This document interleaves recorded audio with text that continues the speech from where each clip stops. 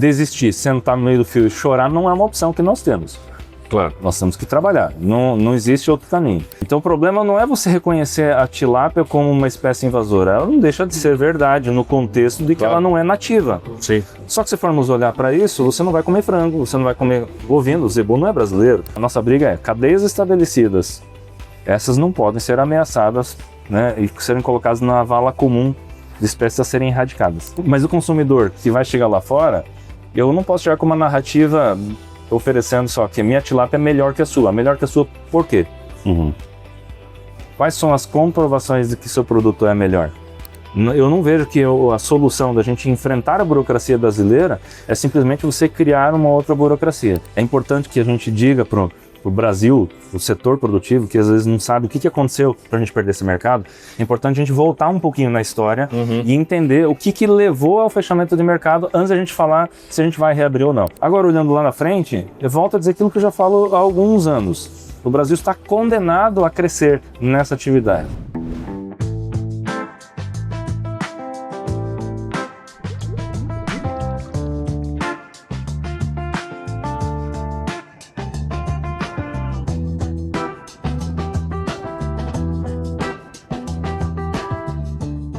Salve peixeira e peixeiro que acompanha o podcast Seafood Brasil. Aqui é onde você se informa sobre tudo o que acontece na cadeia do pescado, da água ao prato. Hoje nós temos aqui um convidado muito especial. Eu acho que ele está um pouco deslocado aqui. Vamos explorar isso um pouco melhor. Jairo Gondi, CEO da Abipesca. Tudo bem, Jairo? Tudo bem, Ricardo? Tudo tranquilo. Prazer ter você aqui no nosso podcast. Prazer enorme estar com vocês aqui.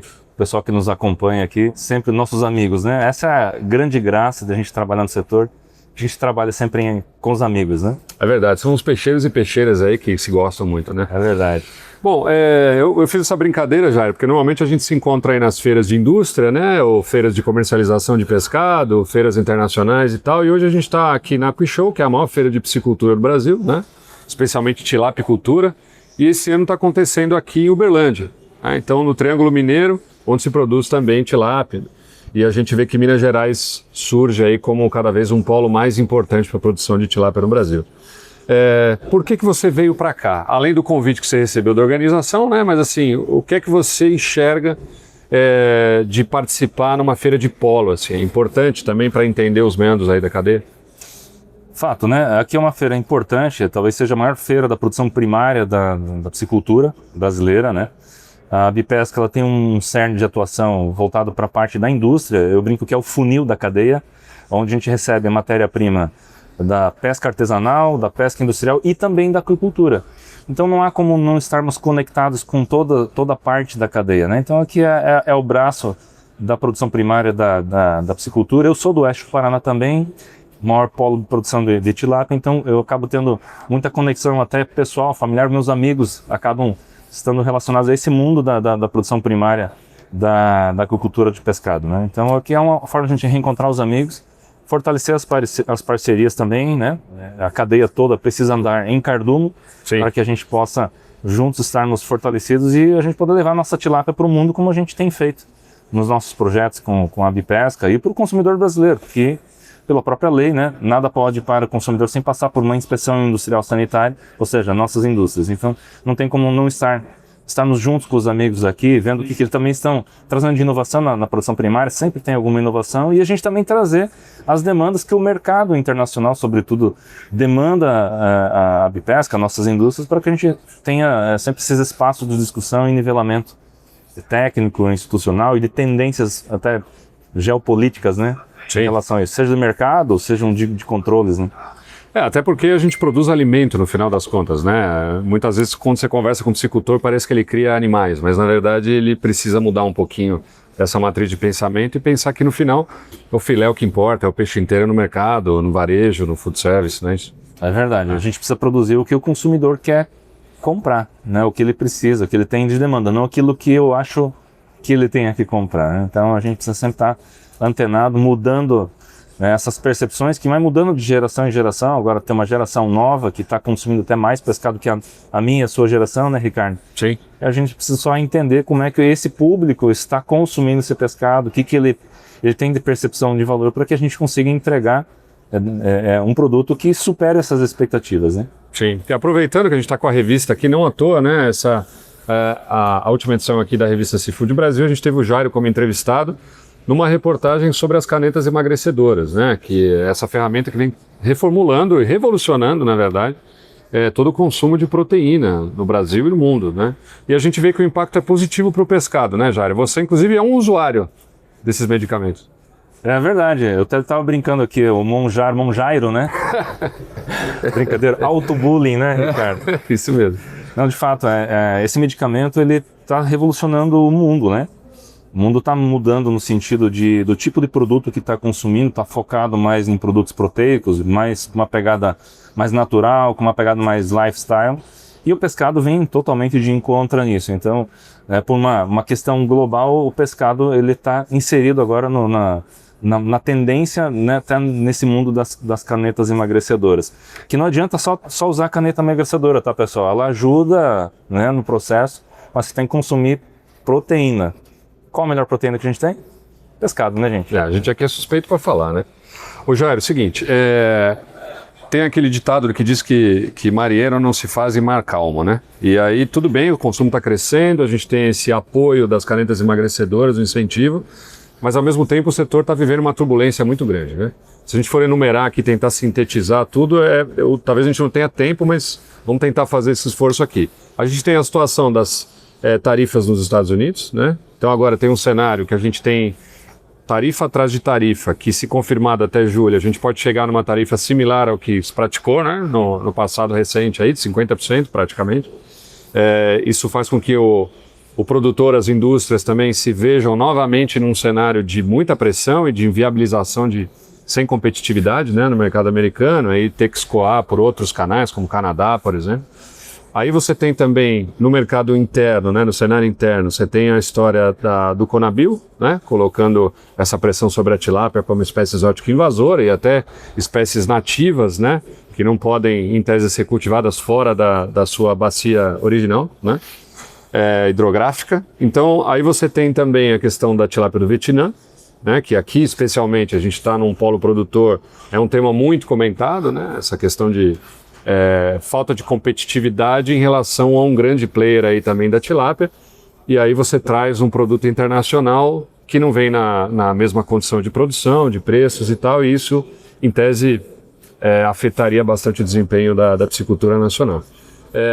E aí você tem também um contexto político, estamos aí nas vésperas praticamente das eleições, a campanha está começando, e também isso gera uma certa incerteza sobre o ambiente institucional também do setor.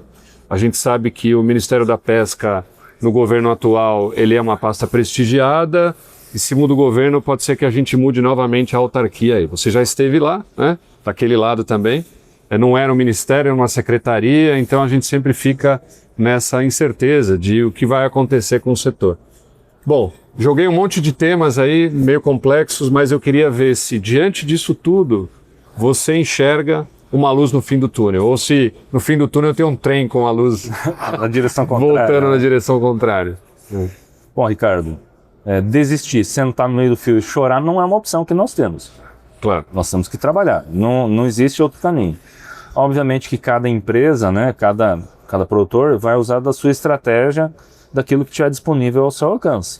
Alguns serão mais afetados, outros serão menos afetados de acordo com cada uma desses ingredientes que tu colocou à mesa aqui, né? Alguns negócios vão ser mais afetados com a questão do Vietnã, outros negócios vão ser mais afetados com a questão dos Estados Unidos, outros, enfim, cada um tem o seu modelo de negócio. E aí a gente volta para aquela primícia que nós escutávamos dos nossos avós, né? De não colocar todos os ovos no mesmo cesto. Quem está muito concentrado no seu negócio, muito num canal, você vai acabar tendo uma ampliação de risco maior. Se você tem uma pulverização, né, no seu mercado, você também tem uma mitigação desse processo. Um exemplo prático, quem trabalha muito concentrado ao mercado americano, se a gente não conseguir fazer a reversão, que nós ainda não desistimos, a Bipesca está atuando em torno disso. Tem a consulta pública prevista para dia 6 de julho agora. Lá nos Estados Unidos? Nos Estados Unidos nós temos a NFI, que é a Bipesca americana. Nós somos associados a eles, somos ligados a eles. Eles nos representam lá.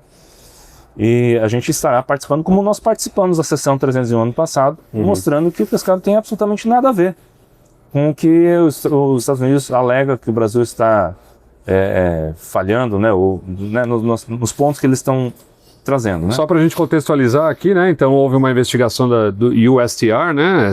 Esse órgão do governo americano que avalia a competição desleal, né? Com outros países. Então, supostamente o Brasil teria uma competição desleal em função de alguns aspectos. PIX, por exemplo, né? É um deles. Aí você tem também a questão de desmatamento, né? Você tem uma questão de competitividade por outros fatores. E aí vem um segundo relatório falando de trabalho forçado, né? Esse primeiro relatório já coloca 25%, né, de imposto em função disso, que é uma sugestão, isso é importante dizer, não é, como você falou, tem consulta pública, né, que vai definir isso, mas assim, a recomendação é que se adote essa tarifa.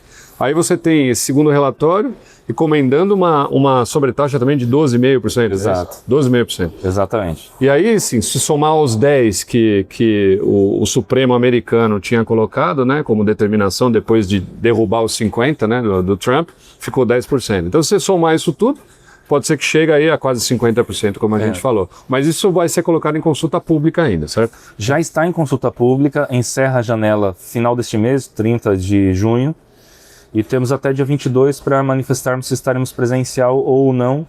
A gente ainda não definiu se a Bipesca estará presencialmente, porque a NFI é a que nos faz a representação. Muito provavelmente devemos ter a nossa representação lá também, apesar que a NFI traz um peso maior agora nesse processo, porque é uma entidade americana dizendo para o governo americano, olha, esse negócio vai prejudicar nossas empresas americanas. Ou seja, representa os interesses americanos. Esses interesses estão sendo afetados em função dessa medida. Exatamente. Qualquer entidade brasileira nessa altura do campeonato terá um peso, se é que terá algum peso, comparado com uma NFI, por exemplo, que é uma entidade americana de relevância nos Estados Unidos, para dizer, olha, essa tarifa vai prejudicar as empresas americanas, né? Porque quando a gente vem para os Estados Unidos, existe a cadeia da distribuição toda lá também montada, né?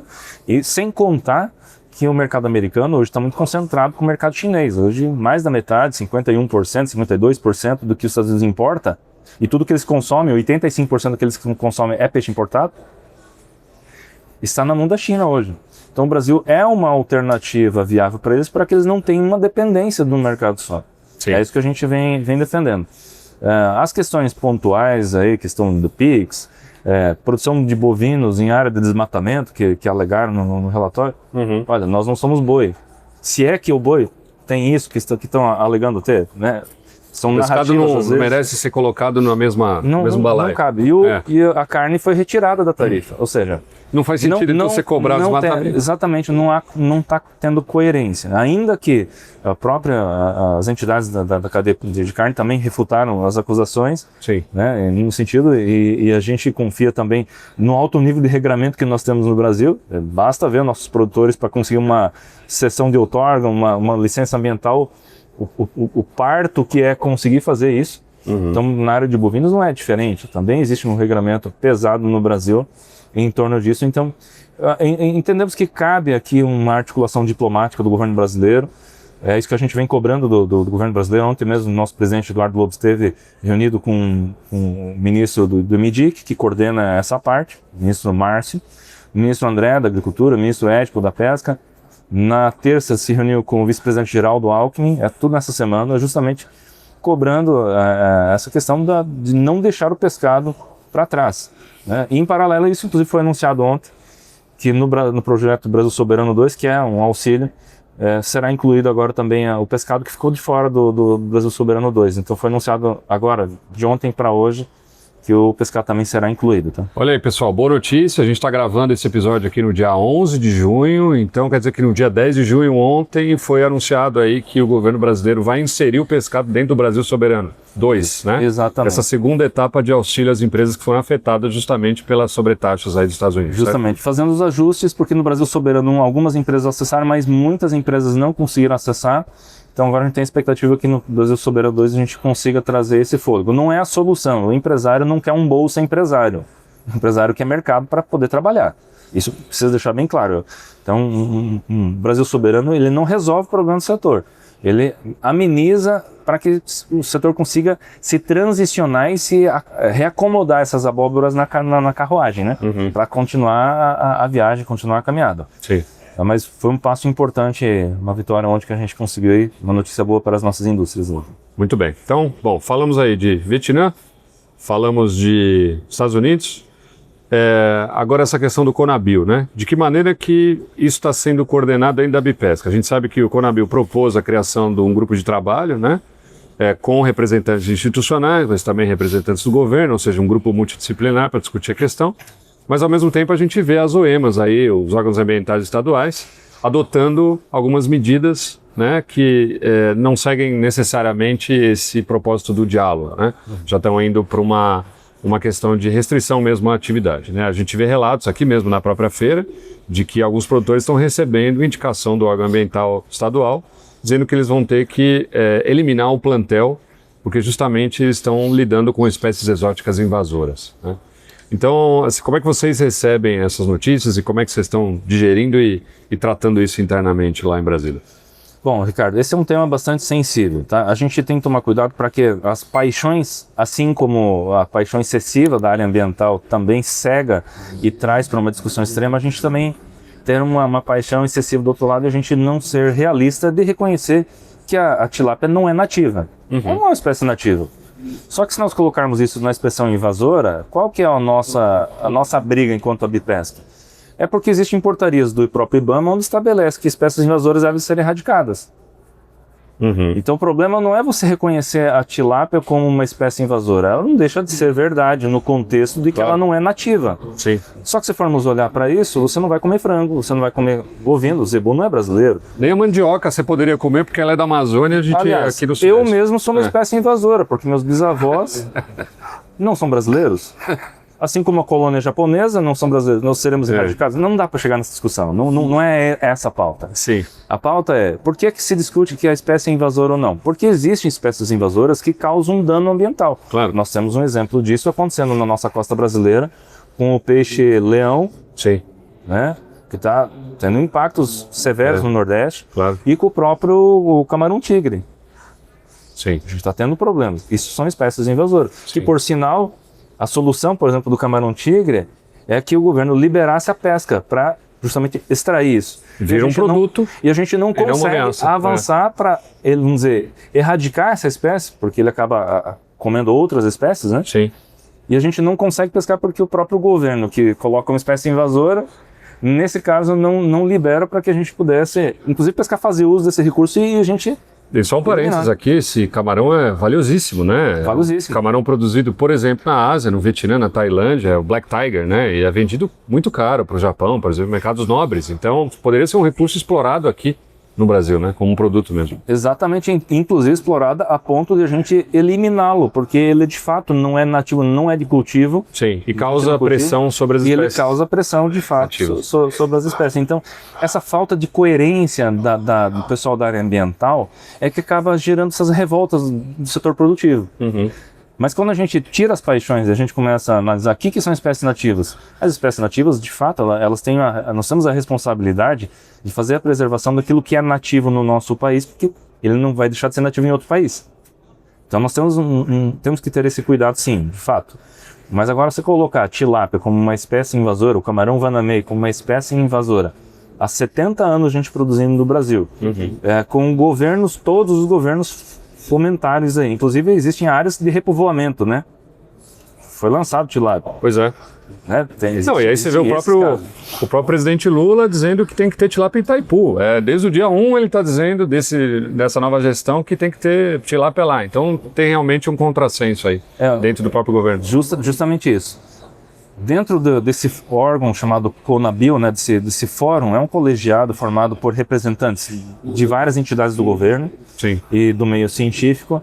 Tem duas entidades do setor privado que possuem cadeira de representação. Uma delas é a CNI, que não tem correlação direta, não tem representante que entende dessa temática, e nós temos a CNA, que é parceira da Bipesca. Todas as pautas que nós temos com a produção de aquicultura, a CNA é a parceira da Bipesca nas pautas. Então nós temos atuado em conjunto com a CNA dentro do Conabil. A reunião foi há esses dias atrás, e o que foi encaminhado é justamente com o apoio do próprio Ministério da Pesca, erguendo a bandeira, né, o valoroso trabalho do nosso Ministério da Pesca, precisamos reconhecer no momento desse, né, de que foi conseguido nesse momento não se colocar a tilápia numa classificação comum como uma espécie invasora. Abriu-se um espaço, um GT, para discutir novas classificações, e aí nesse espaço o que a gente espera? Ok, classifica uma espécie invasora, mas que não entre na ameaça de ser erradicada. Sim. Em paralelo a isso, estamos trabalhando com o Congresso Nacional, junto com a Frente Parlamentar da Agropecuária. A Bipesca faz parte aí do IPA, inclusive, o Instituto Pensar Agro, que faz, vamos dizer, a coordenação política da parte do agro no Congresso. E a gente tem trabalhado junto com o presidente Pedro Lupion e os demais, o deputado Nishimori também, para que a gente conseguisse colocar o Conabil para espécies que já possuem cadeia estabelecida, né, que não seja a palavra final deles, que passe pela validação do Ministério da Agricultura, que tem a competência legal de dar o último parecer em relação a isso. Então, a gente está trabalhando tanto no colegiado para que a gente traga um ambiente razoável, né, porque a gente não vá para a radicalidade de colocar como espécie invasora e simplesmente entre na vala comum como uma espécie a ser erradicada. Sim. E também em paralelo com o Congresso para que a gente coloque um freio de arrumação, porque o Conabil é importante, gente. Não adianta eu só atacar o Conabil. Claro. O Conabil tem uma função muito importante que a gente tem aqui de preservação, inclusive dos próprios cultivares nossos, para que a gente não traga sementes com doenças, que não cuida só de peixe, cuida de sementes, cuida de mico-leão dourado, minhoca e tudo mais, né? Tudo for de espécie de planta e animais passa por essa avaliação. Ele tem uma função muito importante. Nossa briga é cadeias estabelecidas, essas não podem ser ameaçadas, né, e serem colocadas na vala comum de espécies a serem erradicadas. Claro. E com conhecimento técnico, embasamento técnico, e não com achismo ou com paixões, né? Como você falou. Exatamente. Bom, aproveitando que você mencionou a Frente Parlamentar do Agro, né? A gente teve aí recentemente o deputado Dirceu Esperafico encaminhando um projeto de lei para proibir a importação de tilápia do Vietnã. Isso teve um parecer favorável, né, da Comissão de Agricultura. E aí agora isso deve ir de fato aí para as casas aí para votação, né? Na tua opinião, aí tira o crachá de CEO da Bipesca, mas na tua opinião, de alguém que conhece a indústria, que atravessa anos aí de uma indústria altamente exportadora, né, indústria de aves, suínos, e a indústria de pescado que também cada vez mais tem uma presença internacional, você acha que isso causa uma sensibilidade extra aí para o Brasil? No momento que o Brasil olha para fora e começa a fazer parte do jogo, ele pode ser visto como protecionista com essas medidas? Qual que é a tua visão a respeito desse cenário? O Congresso brasileiro é a representação do povo brasileiro. A gente tem que sair dessa premissa. Eu não posso pegar e manejar o Congresso brasileiro sob minha vontade ou da minha entidade. Ele vai representar a vontade daqueles que votaram naqueles que estão lá. Tá? E nesse sentido, acho que o Brasil precisa definir o que quer da vida. Né? E a gente tem várias linhas para serem pensadas. A gente quer protecionismo?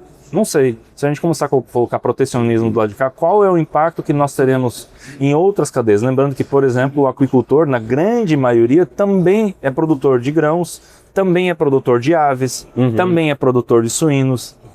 A gente não pode esquecer. Existem, sim, os aquicultores que só trabalham com aquicultura, mas ainda grande parte deles, né, pelo menos aí 70%, desse público também são produtores de outras cadeias de proteína. Então, se nós tivermos uma visão focada somente nessa cadeia e radicalizarmos, nós precisamos analisar quais os impactos que nós teremos nas outras cadeias. Inclusive, tem cadeias que são maiores do que a própria cadeia da tilápia. Então, é um pensamento a ser colocado na mesa. Tá. Por outro lado, não vamos fazer protecionismo. Horas. O que o governo americano está fazendo? Se não é protecionismo. Sim. O que a China está fazendo? Não colocou cotas para a carne bovina brasileira? Isso não é protecionismo. O Canadá também tem cotas. Sim. A União Europeia também tem cotas. Então, se a gente vai tratar de um mercado global onde todo mundo possui algum mecanismo de proteção ao seu mercado, por que é que eu não vou pensar como brasileiro ter o meu mecanismo de proteção também? Estou entendendo. Então você está sugerindo que talvez o Brasil adote o que se adota no mundo inteiro, que é talvez o mecanismo de cota, por exemplo, para essa importação de tilápia. O que está acontecendo, não estou colocando palavras na sua boca, mas estou deduzindo aqui, porque o que está acontecendo na prática é o seguinte: a gente tem muita demanda, né? O consumo de fato cresceu muito, a gente tem muita demanda. Obviamente o Brasil é um mercado muito sensível a preço, então você tem as indústrias Isso há anos, buscando filé branco mais barato. Né? Se você tem a tilápia, que o mercado foi aberto pelos produtores nacionais e se consolidou como um peixe branco sem espinha que o brasileiro gosta, você tem uma versão, uma alternativa mais barata, e isso, do ponto de vista de mercado, claro, vai gerar mais demanda por esse produto aí. Né? Como conviver, né? Como fazer com que você tenha esse produto dentro do mercado nacional sem afetar tanto, sem prejudicar tanto a produção interna? Bom, a gente só precisa separar uma coisa aqui, Ricardo, a questão do risco sanitário. Quando se trata de risco sanitário, não tem negociação. Tá. Ponto. Isso aqui não vem à mesa. O Ministério da Agricultura diz que não há risco. As secretarias estaduais de agricultura de alguns estados, como Santa Catarina, agora Pernambuco, Minas Gerais, São Paulo, Sim. Paraná. Paraná, alegam que há pontos não respondidos do ponto de vista sanitário. Se há pontos não respondidos do ponto de vista sanitário, fica a pergunta, então existe risco sanitário? A pergunta que cabe às autoridades resolverem. Sim. E a gente precisa saber se está ou se não está. Não pode ter duas ciências. Claro. Concorda comigo? Sim. Então a ciência precisa nos apontar, os mecanismos de controle que a gente tem precisa apontar se isso tem risco ou não. Precisamos superar isso aí. Se há risco, acabou a conversa. Sim.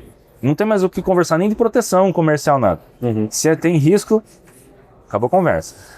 Não há risco, a conversa da proteção comercial, ela precisa vir à mesa. Nós estamos num mundo globalizado onde o mundo está criando seus mecanismos de proteção. Eu não digo que a gente tenha que ter o sarrafo lá em cima e travar tudo. Todo mundo quer o livre mercado aqui no Brasil, inclusive o produtor rural. Eu tenho certeza que na sua casa, no seu filho, ele tem um iPhone lá. Nem todo mundo vai ter o Samsung produzindo na Zona Franca de Manaus. Todo mundo vai querer ter um iPhone. Quem ganha um dinheirinho a mais, consegue ter uma coisa a mais, vai querer um carro importado. Não vai querer ficar com o carro produzido, montado aqui talvez no Brasil. Sim. E um carro elétrico, né? Que todo mundo quer agora, e é produzido onde? Que é a tendência também. Na China. Então a gente precisa ter um pouco de visão disso. Outra questão, da equacionalização de mercado. Se a minha tilápia está custando X, ou 2X, e o restante do mundo está custando um X, ele é um ponto que a gente precisa rever qual etapa da cadeia que está nos levando a custar 2X. Porque a gente não adianta se iludir com o mercado brasileiro, que a gente está conseguindo expandir o mercado brasileiro também graças à ampliação da exportação, que tem dado escalabilidade à cadeia. Claro. Se eu quero ampliar minha escalabilidade à cadeia, eu preciso estar a nível global competitivo. Não adianta ficar me enganando. Sim. Então, quem vai sofrer mais com essa questão do destino é quem está olhando muito para o mercado só local, que é importante. Mas a gente precisa ter esse poder de equiparação e a gente começar a olhar o que o mercado global está oferecendo de produtos, de tendência, de padrão de qualidade. E a gente não ficar preso à retórica de que só o meu filho é o mais bonito. Porque o meu filho é mais bonito que o seu. Claro. Porque eu sou o pai. Se eu não achar meu filho mais bonito que o seu, quem vai achar? Tem alguma coisa errada aí. Tem que achar. Mas eu preciso ter uma análise de consciência, né? Eu não vou vender meu filho como eu vou vender tilápia. Mas o consumidor que vai chegar lá fora, eu não posso chegar com uma narrativa oferecendo só que a minha tilápia é melhor que a sua. Melhor que a sua por quê? Quais são as comprovações de que seu produto é melhor?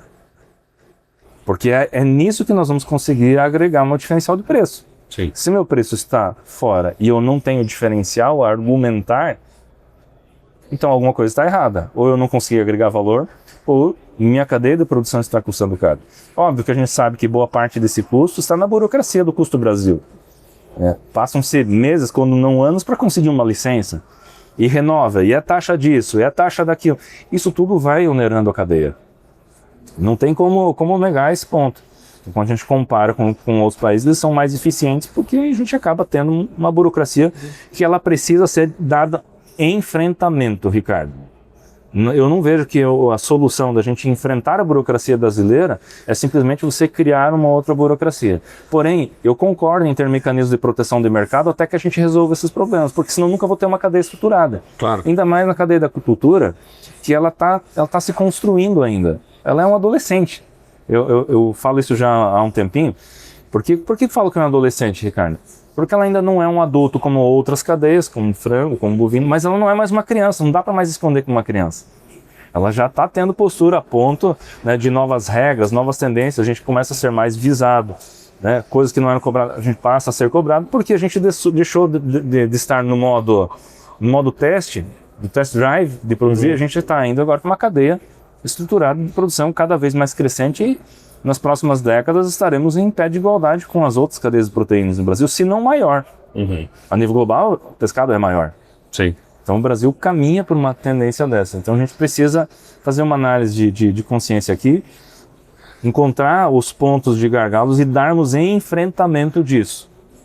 Mas enquanto nós não conseguimos superar esses enfrentamentos, a gente precisa ter mecanismos que nos regulam para que a gente não padeça com a cadeia, né? Sim. Aproveitando que você falou de gargalos e de presença internacional, não tem como não falar da questão da União Europeia, né? A gente está, de novo, dia 11 de junho, e nesse momento agora está acontecendo uma missão do DG Santé, representantes do DG Santé, né, que é o órgão sanitário da Comunidade Europeia, e eles estão aqui no Brasil visitando algumas indústrias para entender se a gente fez a lição de casa, se a gente está preparado para reabrir o mercado da União Europeia, que está fechado desde 2017. Você acha que estamos preparados? A gente vai receber um ok? Está liberado? Vamos reabrir? Qual que é a tua visão pelo que você acompanhou até agora? A gente está bem motivado, Ricardo. Acho que nossas indústrias, as que se propuseram a se projetar para esse mercado, fizeram o dever de casa. Mais do que as indústrias, o governo fez o dever de casa. É importante que a gente diga para o Brasil, o setor produtivo, que às vezes não sabe o que aconteceu para a gente perder esse mercado, é importante a gente voltar um pouquinho na história e entender o que levou ao fechamento de mercado antes da gente falar se a gente vai reabrir ou não. Perfeito.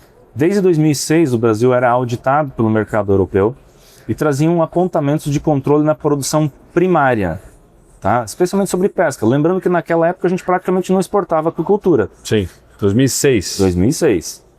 Concorda? Sim, sim. Então é um ponto. A pesca é culpado porque a aquicultura não exporta. Não, a aquicultura nem estava estabelecida nessa estrutura, tirando o pessoal da carcinicultura, que já tinha um volume expressivo. Sim. Lembrando que das nossas exportações para o mercado europeu, nós não tivemos nunca nenhum rechaço de mercadoria. Nunca tivemos um problema real que apontasse um problema sanitário no Brasil. O que aconteceu é que o Brasil, por suas inúmeras transições governamentais, que você comentou no início da nossa conversa aqui, e a gente faz um remember aqui. Final da década de 80, estávamos numa gestão com a SUDEP. Isso. Nos momentos áureos do nosso setor da pesca extrativa. Sim. Após isso, a gestão passou na mão do IBAMA, que é a Polícia Verde, que tem sua importância gigantesca. Não adianta você ter regras se não tem quem faça a fiscalização dessas regras. Mas não faz sentido você deixar a gestão pesqueira na mão do policial verde. Não é essa a finalidade. Obviamente, a gente teve muitos problemas naquele período. Em 98, o governo ainda Fernando Henrique cria o Departamento de Pesca dentro do Ministério da Agricultura. Se não me engano, até foi o nosso amigo Carlos Avara do Rio Grande do Norte que assumiu. Mas ainda numa gestão compartilhada. Mas começou aí um processo de... Tanto é que desenvolveu a pesca de atum naquele período no Brasil, né? E dali para frente nós já fomos secretaria, já foi departamento novamente, já foi ministério. Passou 6 meses sem existir em lugar nenhum, 6 meses sem ter um órgão gestor que respondesse pelas carteiras de pescador, pelas licenças de embarcação, nada. Depois foi para o Ministério da Agricultura, depois foi para o Ministério do Indústria e Comércio, depois novamente 6 meses sem existir, depois foi abraçado dentro da Secretaria Especial da Presidência da República, porque ninguém queria ficar dentro da esplanada. Essa é a verdade. Sim. Depois voltou na gestão do governo anterior para dentro do Ministério da Agricultura, onde as coisas começaram a tomar um rumo de organizar a casa novamente, e nesse governo reconstituiu o Ministério da Pesca, que lamentavelmente foi reconstituído com uma gestão compartilhada. Que voltamos com um problema da década de 90. Tá. Então é importante o Ministério da Pesca, é importante o Ministério do Meio Ambiente, claro que é, cada um tem a sua função. Mas essa gestão compartilhada acaba trazendo uma burocracia que também traz uma letargia em todo o nosso processo de ordenamento. Tá? Isso é uníssono, inclusive, dentro do próprio MPA. Então esse é um ponto que, independente de quem vem assumir o governo no próximo ano, é um ponto de melhoria. A demanda da cadeia aí é encerrar a gestão compartilhada. urgente. Demanda número 1. Nós estamos com pautas, por exemplo, de exportação, há 2 anos parado no governo, já harmonizado com os setores, já com pareceres da academia, do grupo técnico-científico, e o processo simplesmente não anda porque tem 2 ministérios, e dentro de um ministério tem várias secretarias. O processo, essa burocracia, ela impede com que a gente consiga avançar nas questões internas.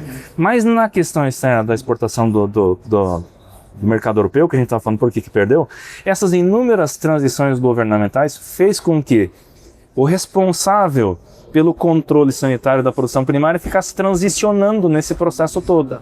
Tá. A falta de perenidade na gestão pública da pesca fez com que nós nunca conseguimos ter, até então, um projeto, um programa sanitário das embarcações. Então, desde 2006, a União Europeia trazia apontamentos sanitários, onde o Brasil não conseguia dar resposta, porque até dar resposta já tinha virado secretaria, já tinha virado ministério. Claro.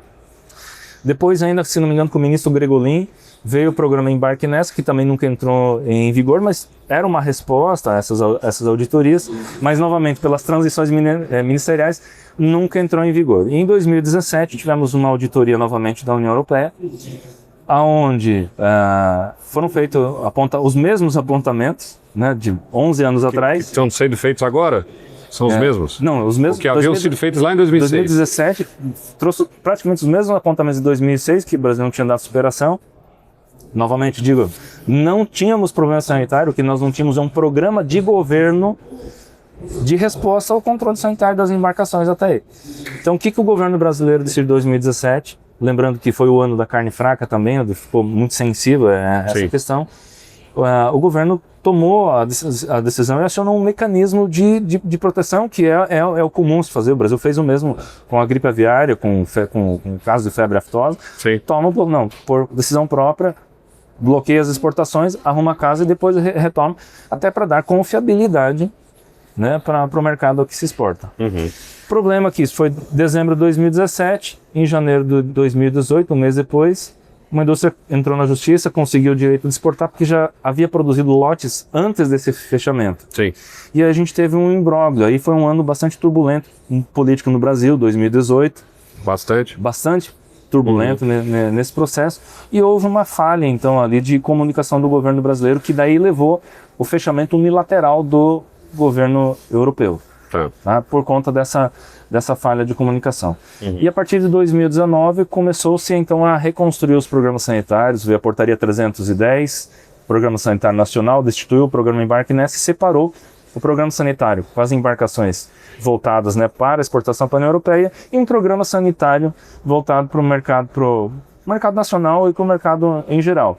E que o governo atual tem continuado e melhorado o programa, inclusive. Há de se registrar isso, tá? Então a gente pode dizer que nós já temos aí há 7 ou 8 anos no Brasil programas sanitários que dão resposta aos questionamentos, sim, que a União Europeia havia feito. Então nós estamos confiantes agora, devido à superação desses pontos, entendemos que se a União Europeia se ater à parte técnica, porque a gente também está numa sensibilidade, né, da questão do acordo Mercosul-União Europeia, basta ver os movimentos, assim como os movimentos feitos aqui no Brasil, também do lado de lá.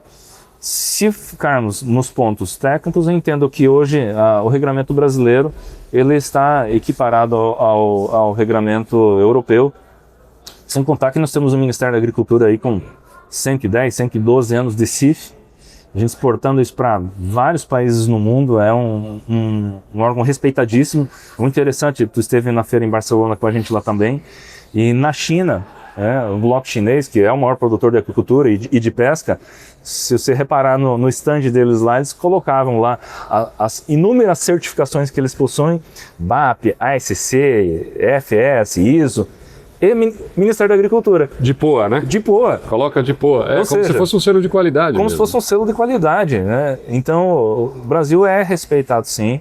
E a Bipesca, a gente confia muito no trabalho das autoridades brasileiras e confiamos muito no trabalho das nossas indústrias. E estamos na expectativa, está acontecendo essa semana, vai continuar a semana que vem, essa auditoria que ocorre em todo o Brasil, Nordeste, no Sul, no Sudeste. Então, estamos na torcida, na expectativa. Confiantes aí. Confiantes de que a gente possa voltar àquele mercado, até porque o maior beneficiado, além da nossa exportação, é o próprio europeu. que vai passar a ter um produto de excelente qualidade. Existem vários importadores europeus nessa ansiedade, nessa angústia, né, de que também se reabre para que os negócios voltem a acontecer. Eu acho que é o tipo de negócio que é bom para todos, né? Sim. Para os europeus, é bom para os brasileiros. Jairo, quer dizer então que se a gente for analisar, nos últimos minutos aqui você falou muito mais sobre uma questão institucional, diálogo institucional, do que deficiências da indústria, necessariamente. É isso mesmo? Quer dizer que as indústrias estão mais preparadas talvez do que o governo para essa reabertura do mercado europeu, posso dizer assim? Não, mais preparadas que o governo aí já seria soberba da nossa parte. Eu acho que é um caminhar conjunto. As indústrias caminham sob a orientação do governo. O governo que dá o norteador, dá o norte, quais são as regras que elas precisam seguir. E o setor dá a pronta resposta, né? Obviamente, aqueles que querem acessar aquele mercado façam as suas adequações nesse sentido. Sim. O que nos traz tranquilidade? Eu conheço várias plantas em outros países que exportam para a União Europeia. E, sinceramente, nossas indústrias não devem nada. Olha aí. Então você vê, o selo de POA, né, do ponto de vista institucional, já é reconhecido mundialmente. E, por outro lado, as indústrias estão sintonizadas aí com as exigências globais sobre os exportadores de pescado. Então tem tudo para dar certo. Na tua visão, devemos reabrir. Estamos trabalhando para isso. Sou brasileiro, eu não desisto nunca, né? São 10 anos aí que a gente está, 9 anos, né, que a gente está nesse processo. E a gente vem fazendo um trabalho conjunto com o governo. A gente tem a esperança e a expectativa de que o resultado seja positivo, né? Só uma questão sobre essa reabertura. Você acha que, embora sejam processos separados, né, não tem nada a ver uma coisa com a outra, mas essa questão dos antimicrobianos, né, que fez com que a União Europeia proibisse exportações de carne bovina e outras proteínas, botou pescado no meio, né? Você acha que isso pode atrapalhar também esse processo de reabertura ou não, são processos separados? Acho que são coisas separadas, tá? Se pode atrapalhar, mas a gente precisa separar os momentos. E o que está acontecendo na Europa? É que em setembro agora passa a vigorar a legislação europeia para os europeus. E por conta da lei da reciprocidade deles lá, eles obviamente passam a cobrar dos outros países para que cumpram também as regras que seus produtores precisam seguir. Sim. E nesse sentido, vários países, não foi só o Brasil, acabaram sendo deslistados. Em articulação com o governo brasileiro, eles até nos mostraram que foram feitos e por algum motivo não foi analisado ou não foi considerado. Enfim, as autoridades brasileiras estão no diálogo com essa questão. Mas não tem nada a ver com essa auditoria. Essa auditoria ela vem avaliar esse modelo e essa questão do regulamento da parte da agricultura é uma tratativa em paralelo que o Ministério da Agricultura está conduzindo. Eu não vejo que o assunto contamine, né, um assunto com o outro. E pelo prazo que se tem e pelo que o Ministério da Agricultura já vem fazendo, acredito que tão breve esse assunto dessa parte dos resíduos contaminantes a gente já deve dar superação, porque a gente já cumpre o regulamento europeu. A gente já tem as mesmas regras que eles colocam lá. É mais uma questão protocolar de governo mesmo que está sendo tratado novamente agora. Perfeito. Pessoal, a gente está chegando ao final aqui da nossa conversa, muito produtiva com o Jairo, vários temas aí a gente conseguiu abordar, mas tem muita coisa ainda que a gente nem tocou na superfície, né? Mas eu queria aproveitar esse momento aqui e pedir para o Jairo dar algumas palavras aí sobre o futuro da atividade. O que você está enxergando do ponto de vista da indústria? A gente está, de novo, num polo produtivo aqui e a indústria demanda aquilo, porque está em contato com os mercados consumidores, demanda aquilo que a produção primária tem que oferecer. Que recado que você daria aí para os produtores que estão assistindo a gente e também para industriais e outros entusiastas aí da cadeia do pescado? O recado na verdade, nesse momento, achar os caminhos de sobrevivência. A gente está vivendo momentos desafiadores de toda parte, como a gente teve no começo da conversa, seja a questão da tilápia do Vietnã, é uma ameaça para alguns que estão em algum mercado específico. A questão americana é ameaça para alguns que estão muito concentrados no mercado americano e por aí segue seus desafios. O grande desafio nosso é a gente conseguir sobreviver a esse momento turbulento. Não é que só o Brasil vive, o mundo vive um momento turbulento agora. Sim. E o nosso desafio é conseguir atravessarmos esse momento. Agora, olhando lá na frente, eu volto a dizer aquilo que eu já falo há alguns anos. O Brasil está condenado a crescer nessa atividade. Por quê? Nós temos a maior reserva de água doce do planeta, temos clima favorável, temos cadeia estruturada para dar esse processo de evolução. Os maiores produtores globais não possuem esse mesmo espaço de crescimento. Tá? Então, tendências globais de sustentabilidade, emissão de carbono, nossa atividade que menos impacta, questões de saudabilidade, questões de das canetas emagrecedoras, né? O mercado aí, exigindo maior fonte de proteína, né? Vimos notícia recente que até o whey protein, que virou febre, começa já a entrar em linha até de falta, né? Ou não está dando a necessidade, o negócio vai ser comer peixe, pessoal. Então, é isso. Vamos comer mais pescado. Momento de revisitar os processos que cada um faz, seja na produção primária, na indústria, pensar num processo de modernização para redução de custo, na automação, tecnologia de indústria 4.0, 5.0, já se fala agora também. Com IA, né? Temos o desafio aí, essa outra questão que pode reconfigurar o sistema de trabalho industrial da escala 6x1, é outro impacto, então mais um passo que empurra as indústrias, a cadeia primária com um processo de avanço tecnológico, é inevitável, e isso tudo vai mexendo na cadeia de custos. Então é momento de a gente revisitar, repisar toda a cadeia de custos de cada processo para que a gente possa encontrar um caminho, né, de viabilidade, de sobrevivência e preparando para a retomada. Sempre depois de uma grande onda, você tem um período de calmaria. E depois do período de calmaria sempre vem uma outra grande onda. E a gente precisa estar preparado para surfar esses processos dessas ondas para a gente não emergir. Bom, de tsunami em tsunami a gente vai sobrevivendo, né, e vendo o setor crescer. Queria agradecer mais uma vez ao Jairo aí pela presença, muito legal sempre aprender contigo aí, ficar por dentro das novidades. Direto de Brasília, né? Jairo do oeste do Paraná originalmente, mas hoje em Brasília, o tempo inteiro em contato com o governo, com a indústria, com os ministérios e sempre trazendo novidades quentinhas de lá. Mais uma vez aí, obrigado. Fiquem ligados aqui no podcast Seafood Brasil, onde você fica informado desde a água até o prato. Até o próximo episódio, pessoal. Tchau, tchau.